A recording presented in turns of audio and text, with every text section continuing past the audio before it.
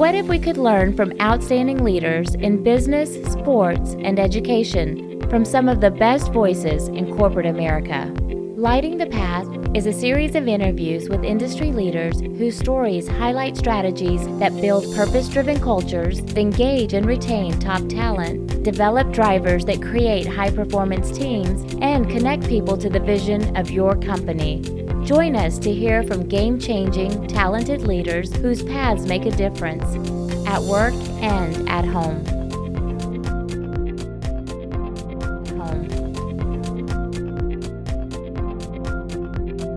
I believe your success in life, whatever road you're trying to chart for yourself, is highly influenced by what you read, what you hear, and the people that you choose to follow. And today, I am blessed. And the reason why is because I get a chance to spend some time visiting with somebody that I've been following now for a couple of years, and that's Jim Huling. I've watched Jim on LinkedIn and watched what he's posted, the words that he shared about, and really for one purpose, and that's to empower other people to achieve what I think God created them to be, to be able to chart a course that way. And so if you look at Jim's background, I'm going to look at some notes over here because I don't want to get this wrong. I mean, but he literally is. He's a world-renowned author and speaker. And the reason I say that is he is in the number one worldwide best-selling book, The 4 Disciplines of Execution. And that because of that, he's also reached out and he's coached a few people in his life, like 70,000 people in his career. And like me, he's earned every single gray hair on his head. And somebody told me before, said, Mike, the grayer you get, the more wise you look. And so I claim that. And he's also, if you talk about chops, he has been recognized, serving more than a decade as a CEO of an organization, recognized 4 times as one of the 25 best companies to work for in America. And so because of that, I wanted to spend some time, Jim, with you, just trying to understand your perspective and what your observations in life of where you've seen people being able to scale, being able to move toward and through and past and around obstacles that sometimes derail them. So welcome to our show. Oh, Mike, thank you. We're brand new friends, but we're old spirits, aren't we? I feel like I've known you a long time, and you and I had a quick chance to get to know each other this morning, and I was amazed at the number of things we not only think the same, we actually say the same. So whatever happened today to make our life paths intersect, I'm happy to have not only made a new friend, but met somebody I think I can learn a lot from as well. So thanks for having me today. You're welcome. I always encourage people, go find somebody who says stuff that you like. Yes. That thinks like you do, because it'll make you feel that much smarter. And I'm from Louisiana, say more better. So, but Jim, I want to talk. You've had a chance to watch leaders and tell me what you're seeing right now, because this is a chaotic time that we're in. And I was talking to somebody yesterday, and they said, "Well, Mike, when has it not been chaotic?" And that's true, But right now, there's a hypersensitivity with AI coming into play, and all the geopolitical stuff that's going on around the world with wars that are taking place overseas, and political unrest in here because we're moving into an election cycle again.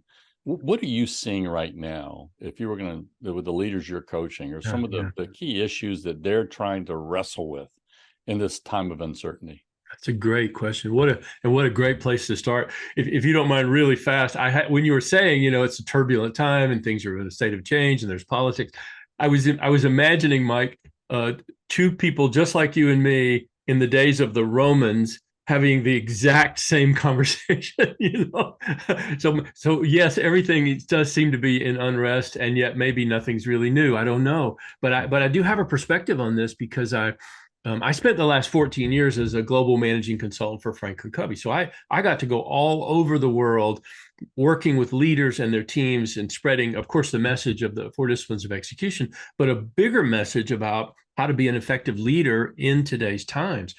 And it's one of the few times I've been really grateful for all my gray hair. And I'm so glad you called it out, my friend. We're on camera so everybody can see. We both earned every single one of them. I really do think we're in a time where a significant shift has happened in leadership.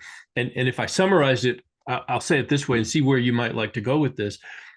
I grew up, and I presume you grew up in a time where most leadership was rooted in authority.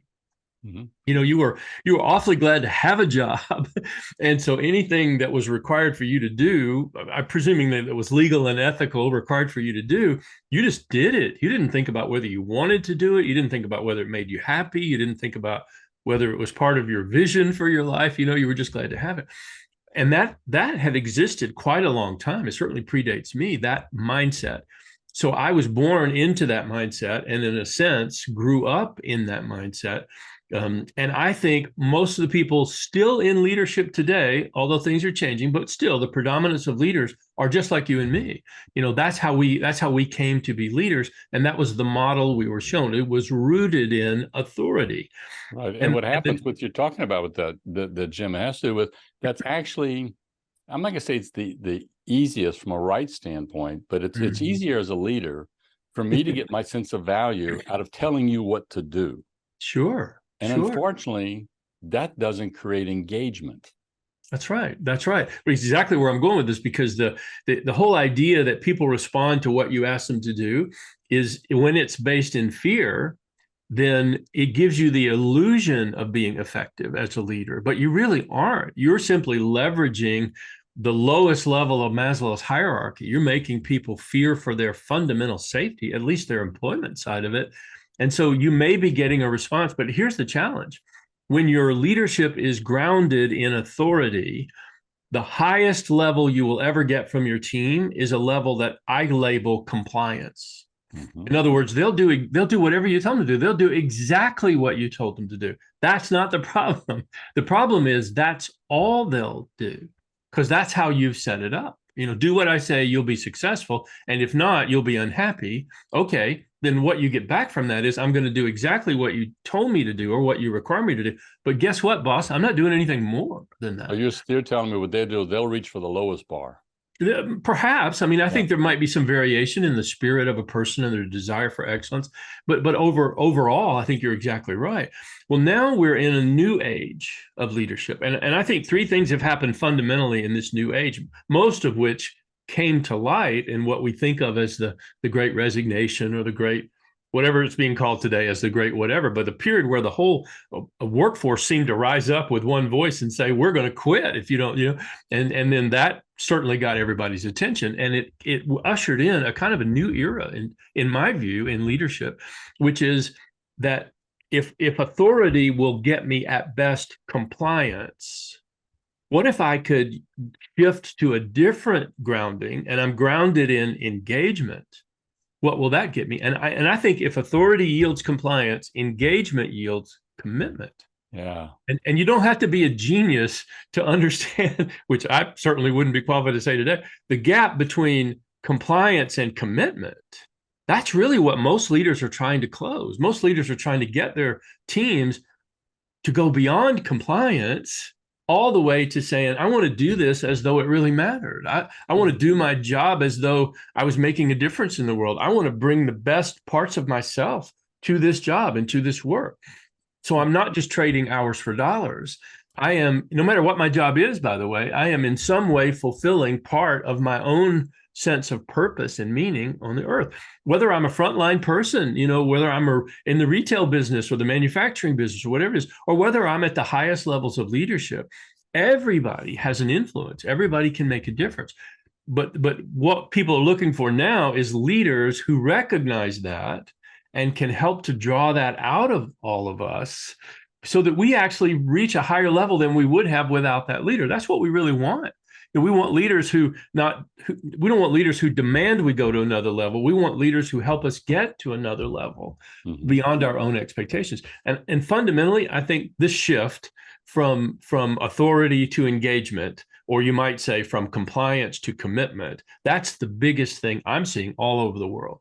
Yeah, and what's happening is that because of this shift you're talking about, is that if I can get to the stage of commitment, what I'm doing is I'm moving from a person's head to their heart.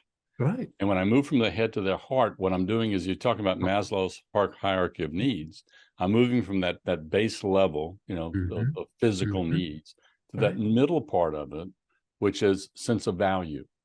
is that if I can help somebody, if I can help an accounts payable clerk, as an example I use all the time, realize that they're not just cutting checks. The value that they bring to the organization through their accuracy and efficiency of making sure our vendors are paid well, so that we're not the one that vendors hate to do business with because they can't ever get anything right and it takes too long to get money out of them. Their sense of value when they show up to work, like you said, they look forward to coming to work because there's a sense of connection, engagement, not to the company. That's part of it, but they're engaged in the role that the company is asking them to serve in. That's right. And honestly, creating the opportunity for the individual to find a depth of meaning in their own work that they maybe never thought of. Anybody can trade hours for dollars.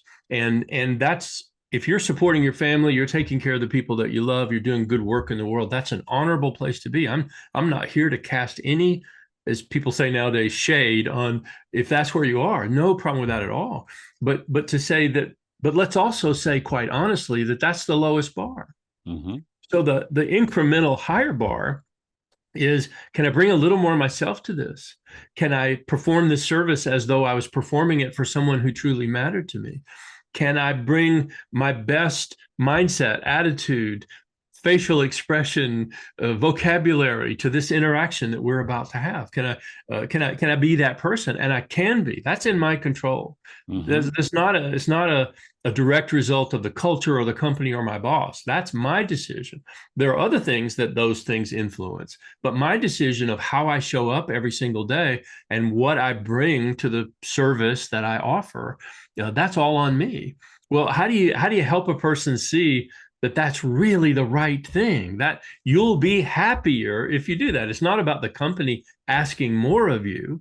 It's about you offering more so that you reach a level you might not have reached otherwise. And honestly, is there any better definition than that? That I've always felt that leaders ought to be measured by the degree of growth in the people who follow them.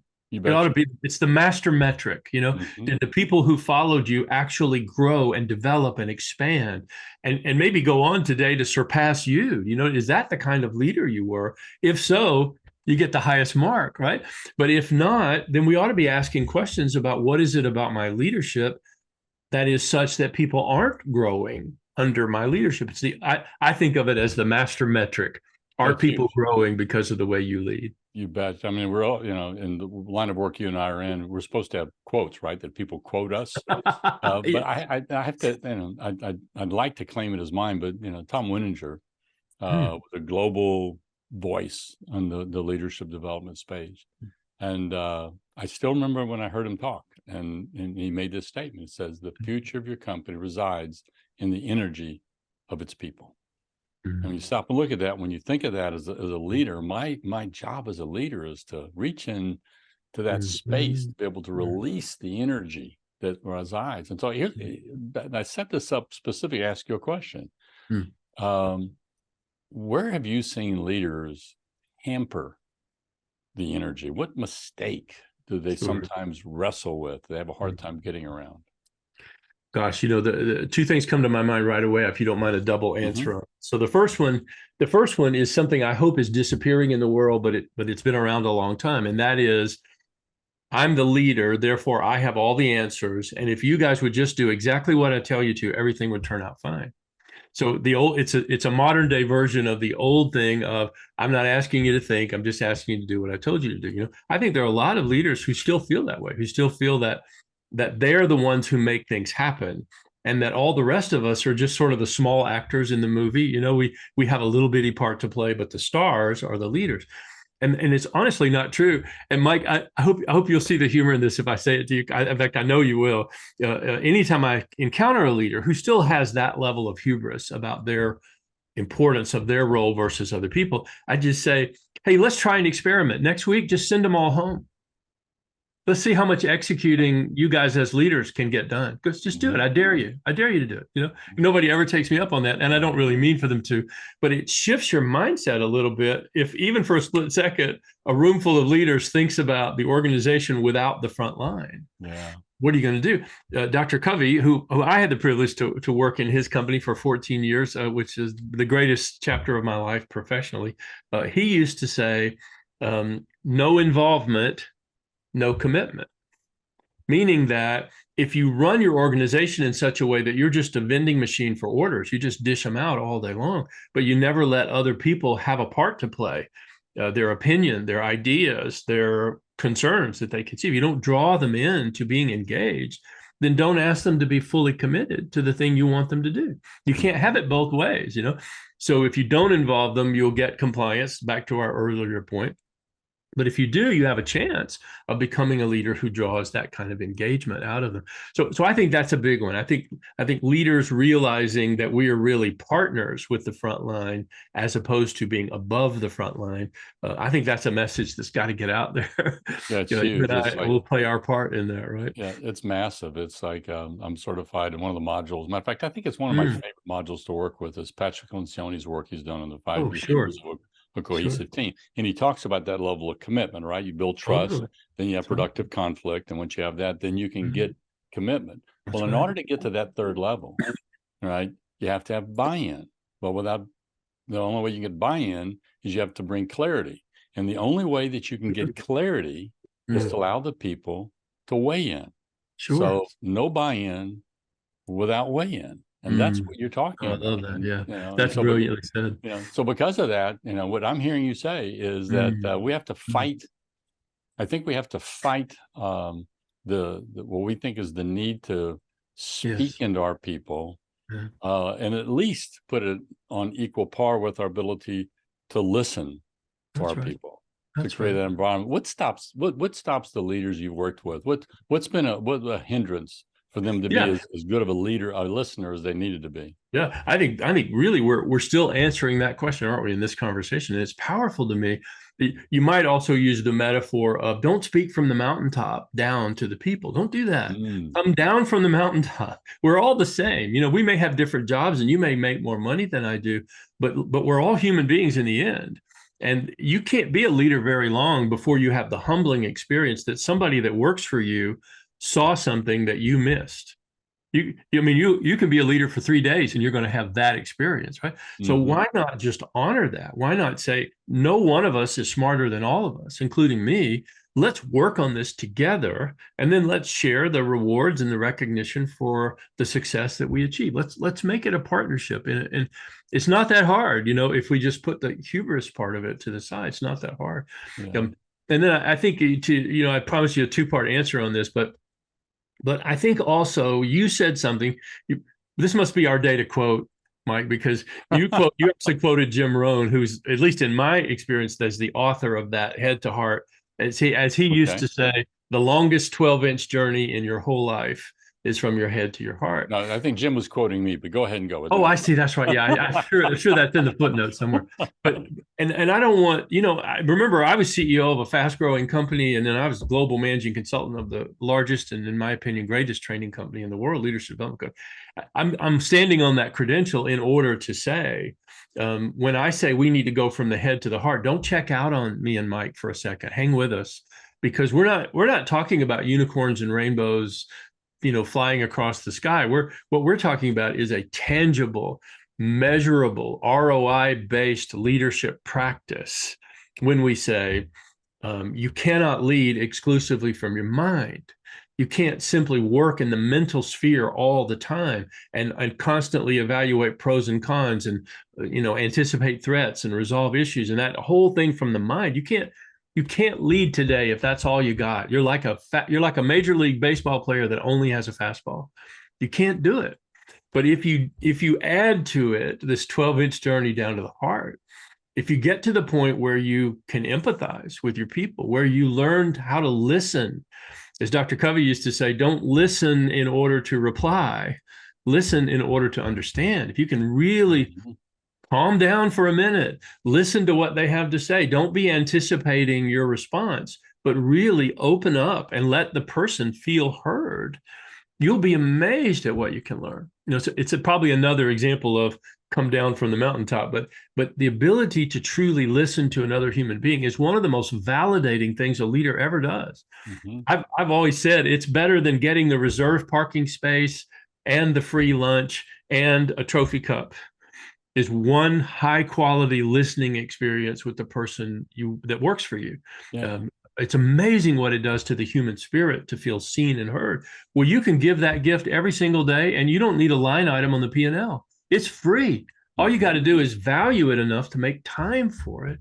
And maybe you need a little skill. Maybe you need to learn a little bit about listening, and all you got to do is Google that, because it's all there are courses all over the world. But once you build those skills of really listening to another person, you have an ability to impact the level of engagement of your workforce in the same day you learn this skill, if you'll just go out and apply it. So that second thing of dropping from the head to the heart and listening being a key example. That is so important, because what you're talking about is, I don't think you need to go to, I'll take it back. I don't think you can go to any major university, or for that matter, even junior college, and take get a degree in listening. Haven't seen one yet. Right. But here's the cool thing about what you're talking about is that if I'm intentional today, that I will listen to my wife more than I will speak to her. By the end of the day, I will get better at listening to my wife. And then tomorrow, if I'm out moving around, and I found myself yesterday, we were having dinner. My wife and I were having dinner with another couple, and we were talking and we're doing some cool things. And the other, well, let me be real with it. The other couple was my daughter and my son-in-law, which we hadn't been in town in a while. And of course, Dad is telling stories at the table, right? and I was intentional asking Aaron how he's doing. He's going to law school now. He's got this really cool journey he's on. I was asking great questions, and all of a sudden, I started shifting into storytelling mode. And then, as I told her later on, I was lucky that her legs weren't any longer, because I would have been kicked under the table. But she just definitely just threw a question in to my daughter, Nikki, and it was a flag to me. Oh, I must be talking too much. It's beautiful. Yeah. So as much as, and I love this, I teach this stuff, and I did not get a passing grade that night. But what happens when you focus on it, it's a muscle that grows pretty quickly, but you got to give it weight, right? You got to give it weight. Yeah, you have to, or you won't make the time. In a multitasking world, you won't make the time to really do it. You can half do it. You can give the appearance of doing it. Even really skillful people know how to make eye contact and nod their head or say at the right moment, and they're not really listening. They're thinking about something else, but they think they're so good they can do both at the same time. And the bad news of that story is that everybody knows that's what you're doing. We think we're so skillful that nobody knows, because we're nodding appreciatively and we're making eye contact, we think they think we're really listening. But everybody has an incredibly fine-tuned radar for this. They know whether you're present or not. They can sense it as another human being. And plus, if you're not present, and I could tell a story just like that one. In fact, my least favorite moment with the love of my life that I've been married to for 42 years is when she says to me, I think you ought to go read that post you did on Tuesday, because you talked about the very thing you're not doing right now. Oh, go ahead. It just goes right to my heart. Right? But I need to be reminded of that occasionally. But when we come back to these simple things, we realize that there's no mystery around it, Mike, is there? It's not quantum physics, it's a really simple set of human to human practices that if we return leadership to that level, that we operate and live and talk from that level, I think two things happen. We engage a team in a way no other practice will do. And believe it or not, we take tremendous pressure off of ourselves to say, okay, now it's not all on me, it's all on us. That one shift in the mind is freeing. And then together, we can solve anything. I just can't solve it all by myself and tell all of you what to do. And I don't want to do it anyway, So what a great shift in the mind of a leader.